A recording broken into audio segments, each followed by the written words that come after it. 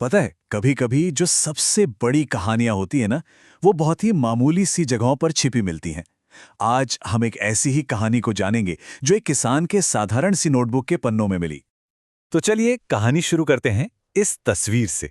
ये उत्तर प्रदेश के अलावा का एक शांत सा खेत है। तारीख है 10 फरवरी 2026। पहली नजर में ये बस एक खेत की तस्वीर लगती है, लेकिन असल में ये एक बड़ी उम्मीद का कैनवस है। लेकिन इस खेत की जो असल कहानी है ना, वो मिट्टी में नहीं, वो स्याही में लिखी है। चलिए एक हाथ से लिखी हुई नोटबुक के पन्नों में झांक कर देखते हैं। तो नोटबुक का पहला पन्ना पलटते ही हमारी मुलाकात होती है धनीराम मौर्य से। ये टमाटर और मटर की खेती करते हैं। यहाँ कुछ मामूली जानकारी लिखी है, पर जो असली कहानी है वो तो इन शब्दों के बीच में छिपी है। और यहीं यहीं हमें पता चलता है कि उनकी असली चुनौती क्या है।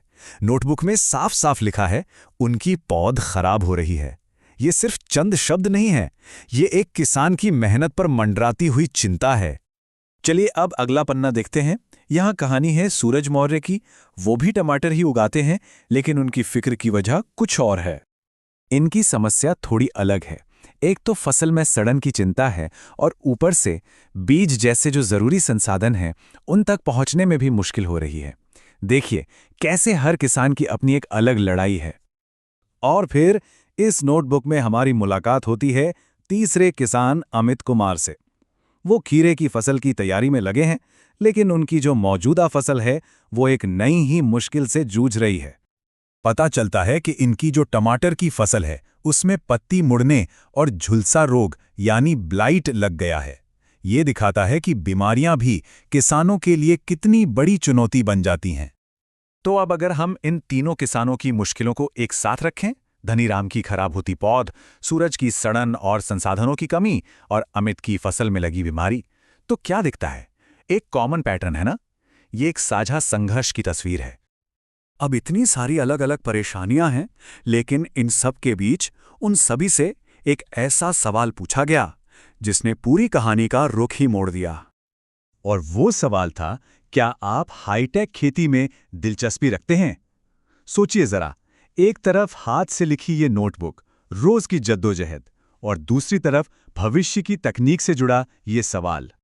और मजे की बात यह है कि भले ही इन तीनों की समस्याएं अलग अलग थीं, लेकिन इस एक सवाल पर तीनों का जवाब बिल्कुल एक था। हाँ, बस एक शब्द, हाँ। सीधा सा सरल सा जवाब, लेकिन कितना पावरफुल है सोचिए। ये उनकी एक साझा उम्मीद थी, एक बेहतर कल की चाहत। कहीं ना कहीं उन्हें टेक्नोलॉजी में अपनी हर मुश्किल का हल नजर आ रहा था। और यही उम्मीद हमें वापस उसी खेत की तस्वीर पर ले आती है जहां से हमने ये कहानी शुरू की थी। ये जो खेत में प्लास्टिक मल्चिंग दिख रही है ना, ये उसी हाईटेक खेती की तरफ एक छोटा सा कदम है जिसका सपना वो तीनों देख रहे हैं। तो मतलब ये नोटबुक सिर्फ कुछ नाम और नंबरों का हिसाब नहीं है। ये तो इन किसानों के संघर्ष की, उनके जज्बे की, और एक बेहतर फसल के लिए उनके एक साझा सपने की कहानी है।